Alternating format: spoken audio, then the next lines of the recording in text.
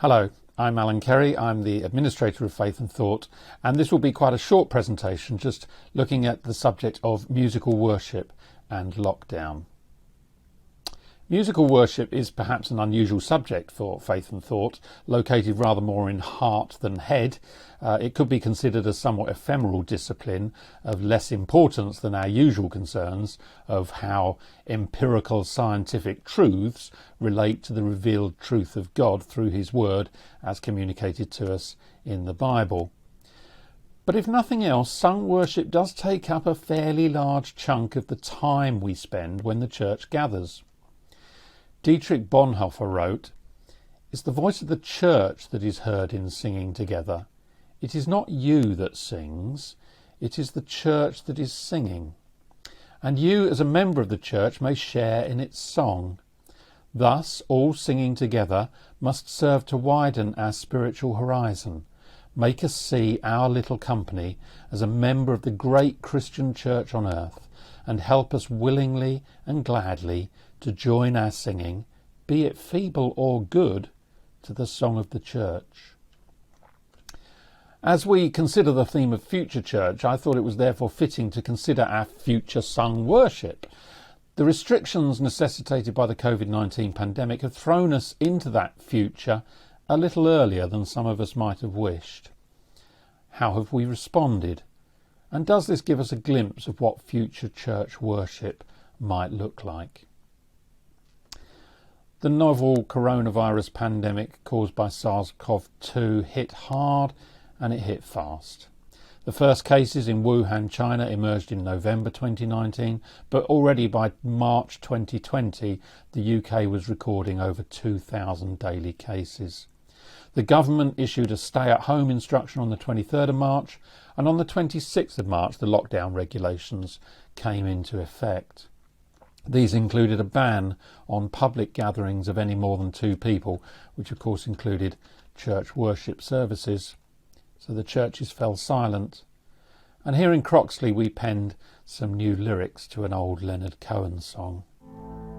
It's hard these days to praise the Lord. I know you want to spread the word, but you don't want to spread the virus, do you? It seems there really is no choice. We can't stand and raise our voice. We'll have to sing a silent hallelujah.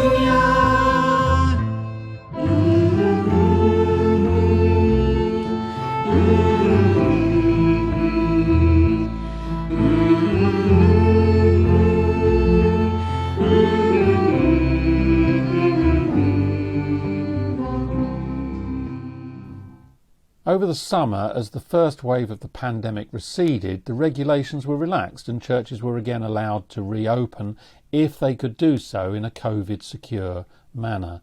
However, a second pandemic wave meant that by the 3rd of November, further lockdown regulations were passed, which were upgraded on the 2nd of December to a tier system of regulations. And by the 6th of January, all areas of England were moved to Tier 4, effectively a third national lockdown. Although places of worship have been legally permitted to open since July 2020, many churches have chosen not to reopen until infection rates were significantly lower. In the absence of gathered worship on familiar church premises, many churches have provided other ways to worship, often by recording or live streaming video of their church services for their local congregations and beyond. In April 2020, Tearfund commissioned Savanta Comrades to conduct a survey, and they interviewed 2,000 UK adults to explore the role of church and prayer in the pandemic. 24% of respondents, 24%, said they had watched or listened to a religious service since lockdown.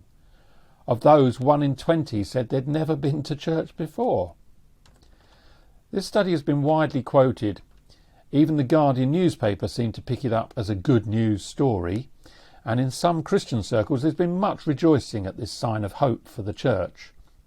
It would be great if 24% of people wanted to come to church, wouldn't it?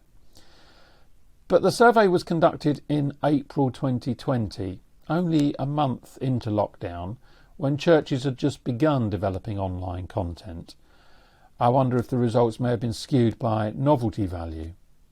Have churches managed to maintain their efforts to move worship online? And if this is reaching new people, will this continue after the restrictions are lifted? A different survey has been undertaken by York St John University since May 2020, and they've asked churches and churchgoers specifically how they have responded to the COVID-19 pandemic and what they think the future may hold. This survey has produced a wealth of data.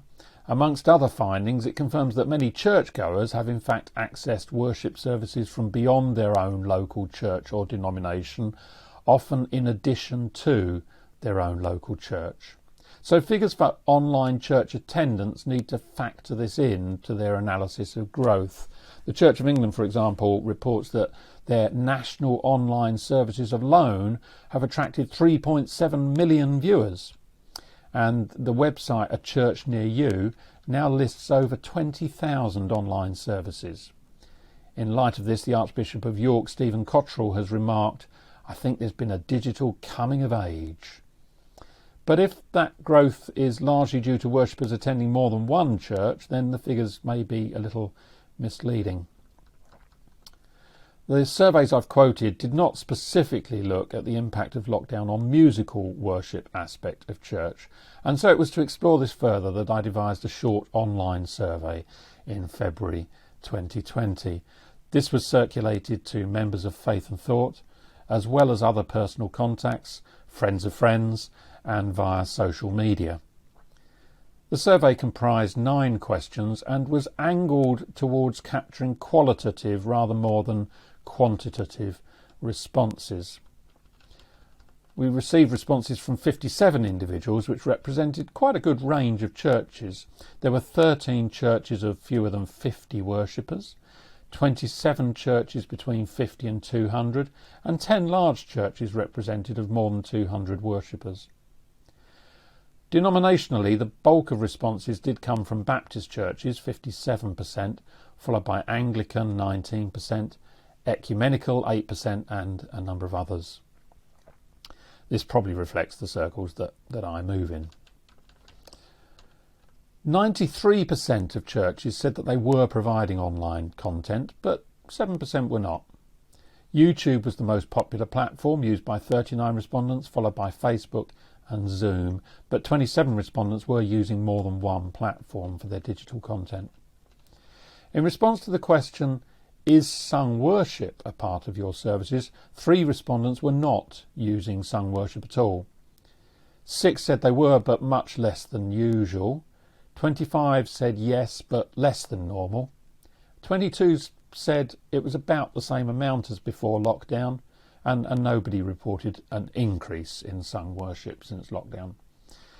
Of those that were singing, 46 had produced their own material, 28 had used professional material from elsewhere, 10 used existing backing track software. They all mentioned I Sing Worship. But only 5 had used material produced by other local churches. Respondents were split as to how important they thought sung worship was at attracting people to view their online services. 34 thought it was important, 12 thought it was not so important, and 10 were uncertain. Comments here included, "Online can be less excluding, for example for those with other commitments or shut-ins." Someone else said, "Technological barriers certainly exist for a significant number." But others commented that these can generally be overcome with creativity, for example burning CDs, DVDs, producing printed material, sharing an iPad, etc. Another wrote, "It is attractive provided there is a variety of genres." Some respondents were very aware of their limitations and felt this meant that their music was not what attracted people to the services. There were 5 negative or self-deprecating comments about the quality being produced in-house. One person said, "We were uploading our sung worship to our YouTube channel to start with, but we don't anymore, as the quality is not always so good. People have so much access to good recordings these days that we didn't feel ours stood up and made us seem amateurish. 2 respondents said musical worship is something we must do in obedience to Scripture. A number of respondents implied that online musical worship is a poor substitute for the real thing. A few commented that including all ages has been difficult. One person said, "I don't think we've managed the all-age worship well at all." The style of worship was broadly unchanged for 34 of the respondents, whereas 10 said they were using more contemporary songs, and 7 said they'd gone back to using more traditional songs, mainly because that was easier for them. Some remarked that it had been a good opportunity for learning new songs.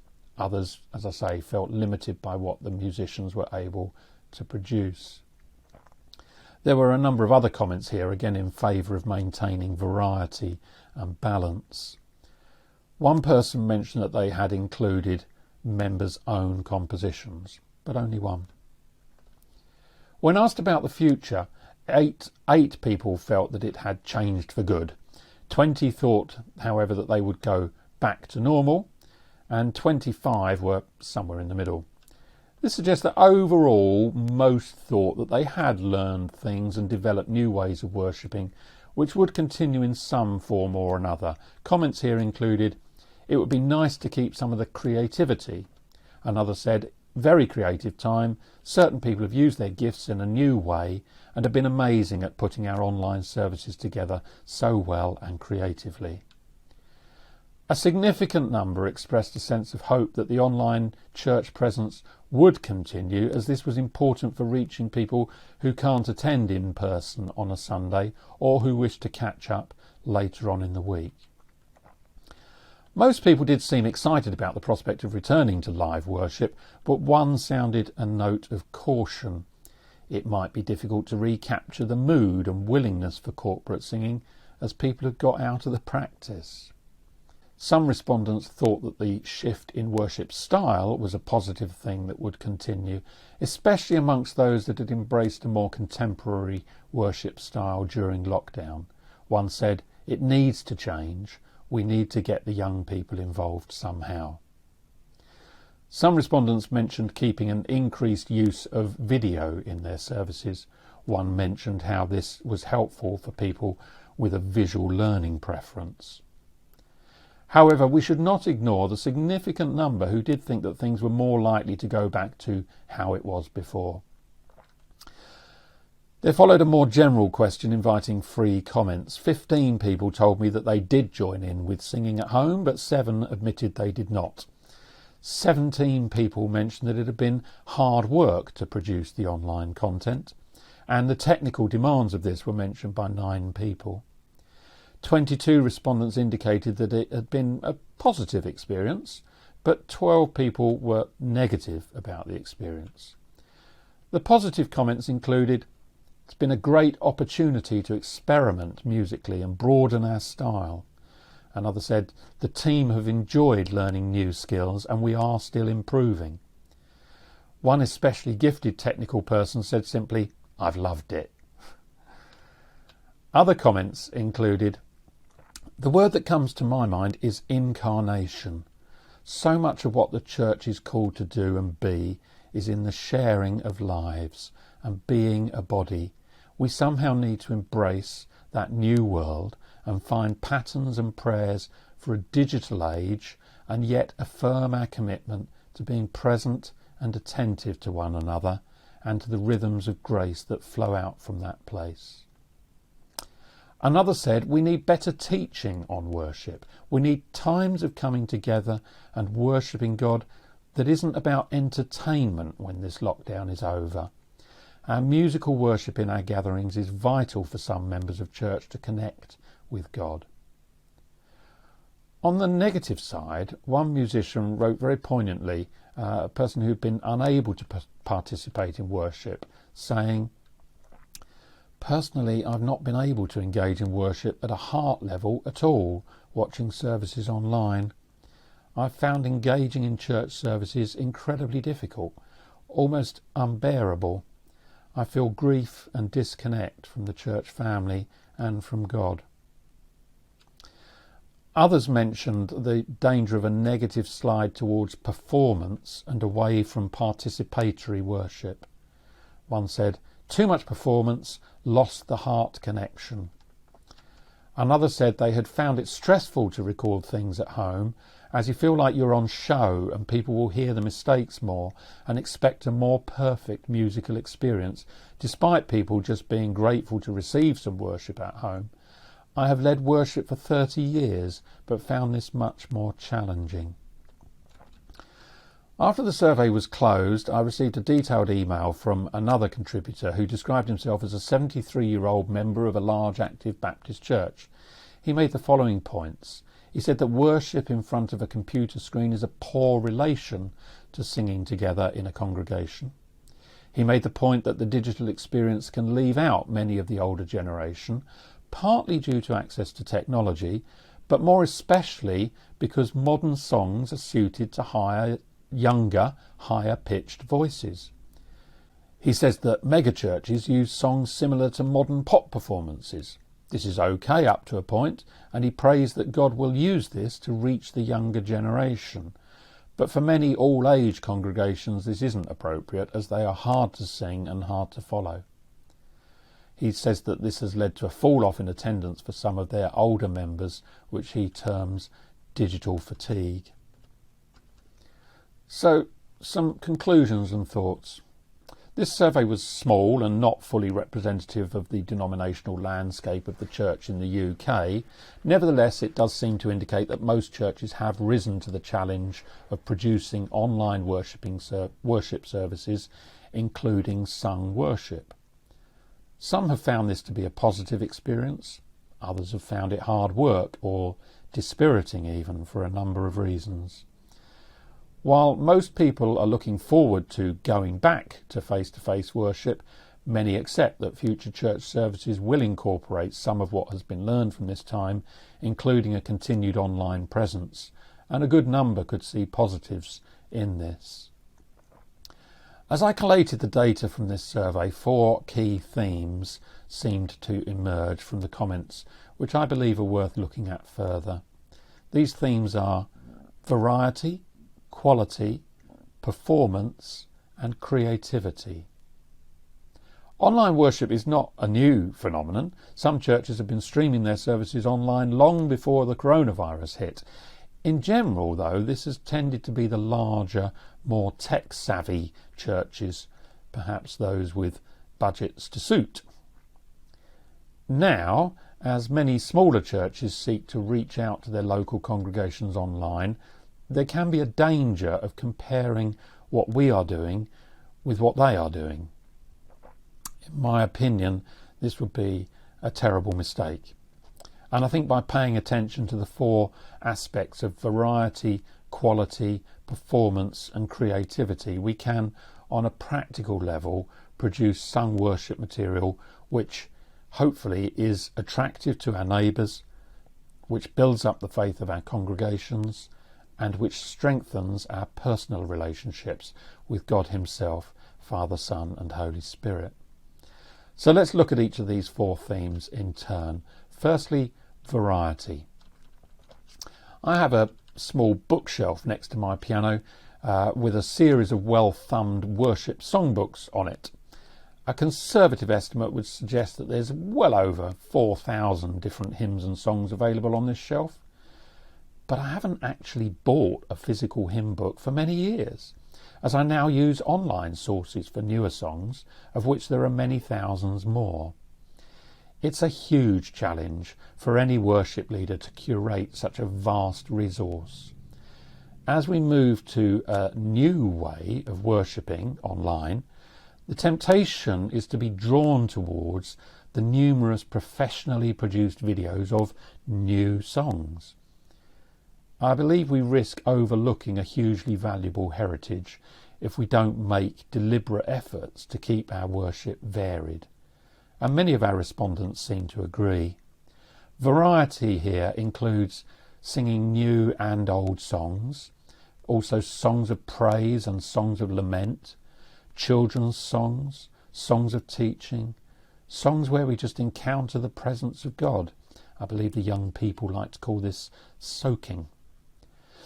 But also perhaps our own locally written songs, maybe even being bold enough to include songs that might be of a slightly lower quality than others, if they truly express who we are. That leads us to consider the second theme, which was quality. Some churches have clearly relished the opportunity to produce content that they are rightly proud of to enable their congregations to worship. Others, though, did sound as though they have felt inadequate, perhaps when compared to some of the professional glossy videos that are available online. But I wonder, does God use the same criteria when he hears our singing? Is he in fact judging our singing at all? As many respondents seem to imply, what really matters is a genuine heart connection with the presence of God. A.W. Tozer, who incidentally was no fan of modern worship, saying that we should only use hymn books that are at least 100 years old, but we'll pass over that. A.W. Tozer said, "True worship that is acceptable to God creates within the human heart a spirit of expectation and insatiable longing. Perhaps part of that longing is for the day when our worship will be perfected. But the quality of musical performance should not, I believe, be the main objective of our worshipping."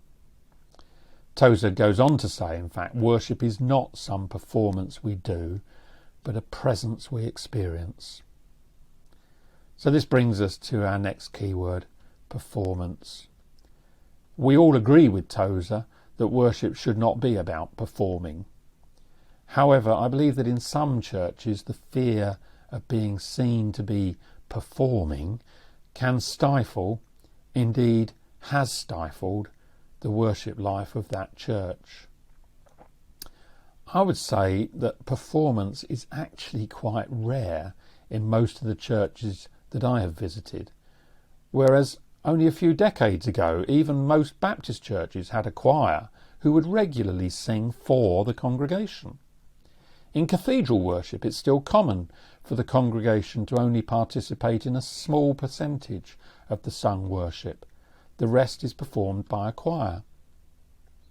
Now, recording and producing songs for online services is perhaps a new thing for many of us, and it presents a new dimension in all of this. Often our songs have been stitched together from separate recordings made by individuals in their own homes on mobile phones. This solitary act of recording was therefore neither performance nor was it corporate worship. One hopes at the time of recording the singer or musician was in some sense worshipping in their own heart, but this can't be captured on film or MP3, and it's not the main objective anyway. The objective when recording is to produce a song that can become worship. We must allow that there's a technical aspect to producing songs in this way that involves editing, correcting and shaping the song in order to somehow get it right. Modern music production software is incredibly powerful. You can edit right down to individual played or sung notes to correct the tuning and the timing. And in this sense, the performance can potentially become highly polished. Most music producers are aware that over-polishing can in fact be just as harmful to the overall song as a few human slips and wrong notes, so there's always a balance to be struck. I've struggled to know how far to push this in the songs that I produced during lockdown, but I think I'm tending towards viewing the production process itself as a creative act of worship. It seems right to me, therefore, that we should aim to produce something that's of worth, to quote Matt Redman. Obsessive perfectionism is probably unhelpful, but removing obviously distracting errors is probably okay. Once again, the principle here should be to keep in mind variety. I think some of what we produce will be spontaneous, heartfelt, warts and all. But sometimes it's right to spend a bit more time crafting something beautiful. The same applies to producing videos. There are numerous online sources of royalty-free images which can enhance our worship when used sensitively. Though I'd add, maybe sparingly, too literal a visual interpretation of a song can rob the viewer of the opportunity to participate imaginatively in creating their own worship. I should also say at this point that I think all of this is enhanced when we practice and we develop our skills, and that can be one helpful way of setting aside the harm of feeling that we're performing, is simply to become technically more proficient at what we're trying to do. Not, again, perfect, but a bit of practice and a bit of effort does pay off in the long run. We must also be mindful when we're producing content of people with different abilities, either visual impairment, learning disabilities or hearing problems, and aim to produce a range of material that is inclusive of people of all abilities. Our final keyword is creativity. Back in 1984, Graham Kendrick wrote, "God has given us creative abilities. He loves to receive from us offerings on which have been lavished loving care, time and attention to detail." Recording and producing digital content for online worship services may not be entirely new, but the pandemic has increased, certainly, the quantity that we've produced by a significant amount. And we've discovered, in fact, that this has provided a huge opportunity for fresh creativity, which I believe we can embrace.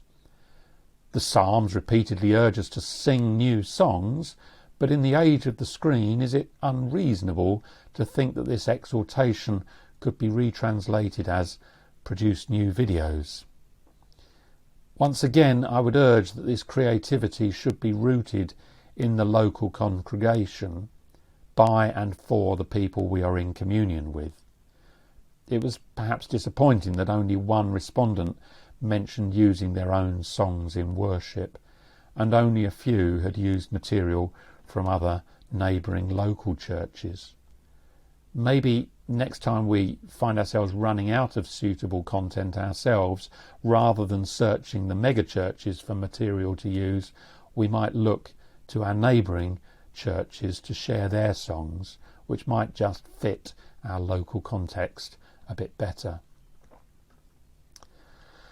The pandemic has been a time of great challenge for many, and in view of the appalling number of lives lost, grief experienced, hardship undergone, and long-term illness resulting, the subject of singing feels almost inappropriate.